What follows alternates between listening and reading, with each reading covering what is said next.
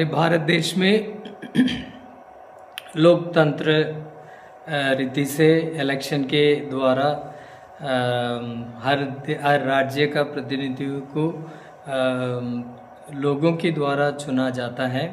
Election में वे लोग जीत के आते हैं और वो राज्य का चीफ मिनिस्टर बनते हैं, मंत्री बनते हैं, एमएलए बनते हैं।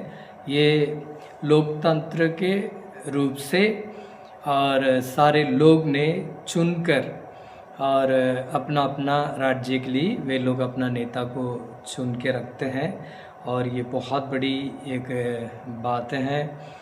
उसके खिलाफ में कोई भी काम नहीं होना चाहिए।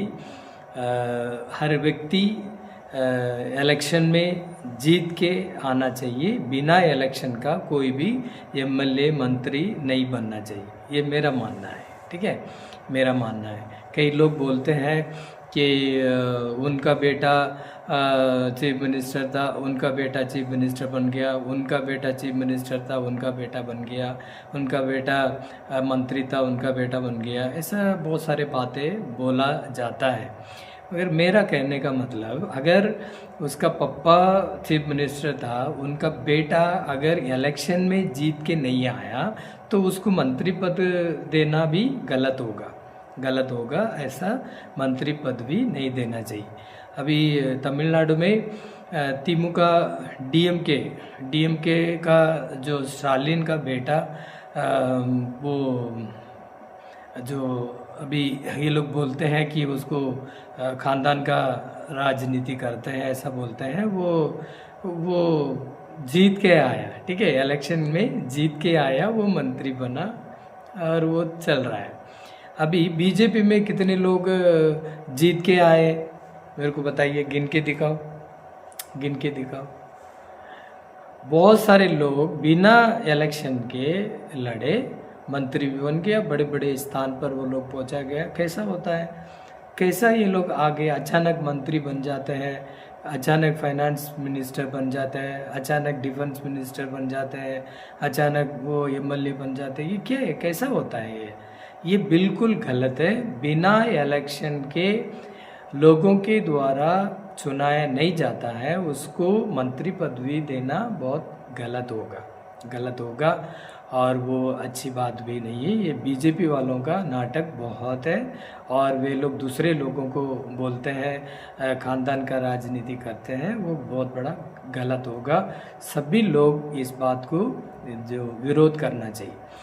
मैं एक बात बोलना चाहता हूँ, बहुत सालों से हर स्टेट में गवर्नर की क्या नियुक्ति की क्या ज़रूरत है। वो एक स्टेट में जनप्रतिनिधि चुनकर वहाँ पर चीफ मिनिस्टर बना है और वहाँ पर गवर्नर की क्या काम है। चीफ मिनिस्टर के ऊपर उसको रख के क्या काम करते हैं लोग। जो अन्नादुरई उसका विरोध किए, करुणानिधि उसका विरोध किए और बहुत सारे लोग उसका विरोध किए।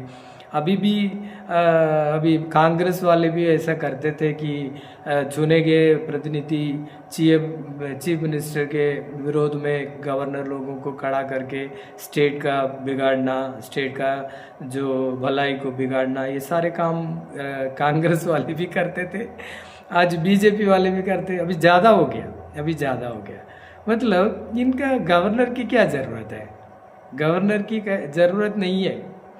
और दूसरी बात, आप गवर्नर को नियुक्त करके गवर्नर के द्वारा जो चुने गए प्रतिनिधित्व, एक चीफ मिनिस्टर, एक वहाँ पर मंत्रिमंडल के खिलाफ में आप इतना सारा सताव सेंट्रल मिनिस्टर करता है, वो बहुत बड़ा गलत है।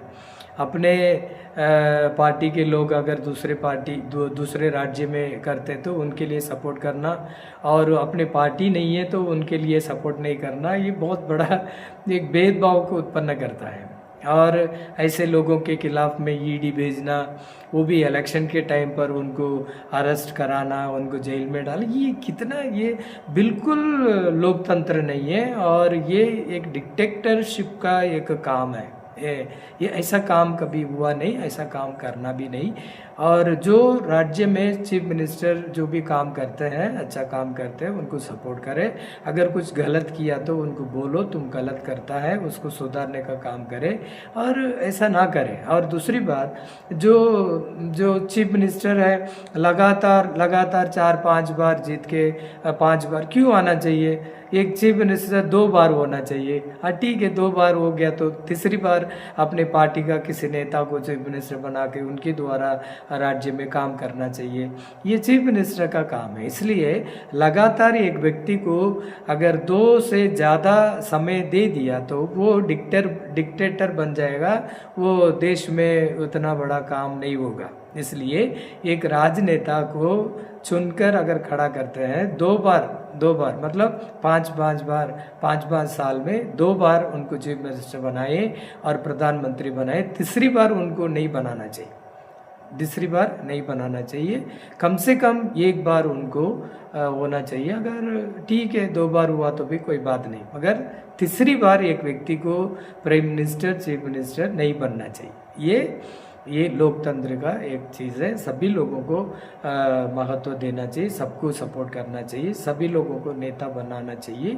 ये राज्य का जो पार्टियों का राजनीतिक पार्टियों का हिस्सा होना चाहिए। दूसरी बात, और जो प्रेसिडेंट की क्या ज़रूरत है?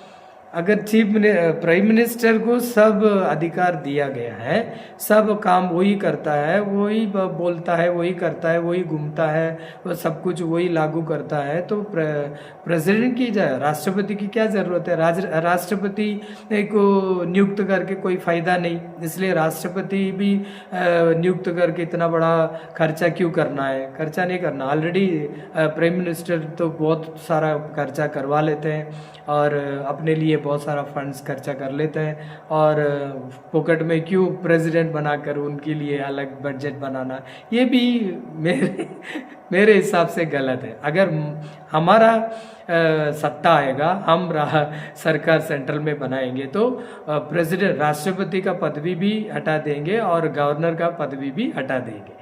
गवर्नर भी नहीं रहेगा और राष्ट्रपति नहीं रहेगा।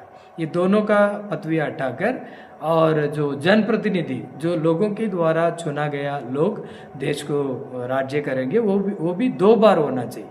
2 ही बार होना चाहिए, तीसरी बार नहीं होना चाहिए। इस प्रकार की एक व्यवस्था हमारे भारत में होना चाहिए। ऐसा होने से हमारा देश का भला होगा और सभी लोगों को समानता मिलेगी, सब लोगों को एक पोजीशन भी दिया जाएगा। उसमें एक ही जात का, एक ही धर्म का, एक ही समाज के लोगों को पदवी देना भी नहीं, सभी लोगों को ये पदवियों को बांटकर और वो उच्चतम जगह पर देना बहुत ज़रूरी है।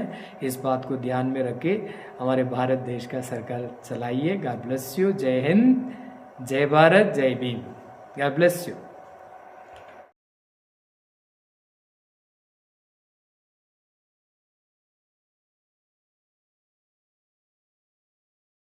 ಈ ವಿಡಿಯೋ ಶೇರ್ ಮಾಡಿ, ಲೈಕ್ ಮಾಡಿ, ಸಬ್ಸ್ಕ್ರೈಬ್ ಮಾಡಿ.